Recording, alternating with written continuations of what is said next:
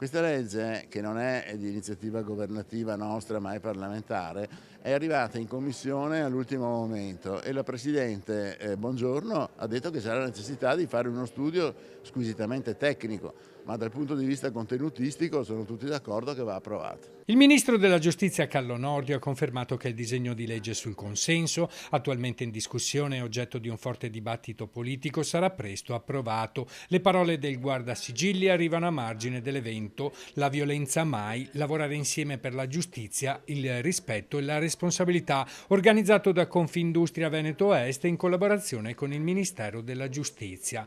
Un incontro per sensibilizzare le imprese e la comunità locale sulla lotta contro la violenza di genere, con un focus particolare sugli ambienti di lavoro. Stiamo vivendo un momento in cui molte aziende stanno ottenendo la certificazione di parità di genere, dove evidenzi anche e ti metti a disposizione per raccogliere tutte quelle segnalazioni che possono avvenire. Confindustria Veneto Est ha ribadito l'importanza di creare ambienti di lavoro più sicuri e inclusivi per le donne. Abbiamo bisogno di aiuto da parte delle istituzioni anche per mettere al centro la famiglia, perché uno dei motivi per cui le nostre donne si allontanano dal mondo del lavoro è proprio la cura della famiglia, la cura dei figli. Durante l'evento si è parlato anche dell'opuscolo La violenza mai, realizzato dal Ministero della Giustizia, che offre informazioni fondamentali per il contrasto ai reati contro le donne. Con un linguaggio semplice, quello del fumetto. Un linguaggio semplice, un linguaggio molto ricco di esempi,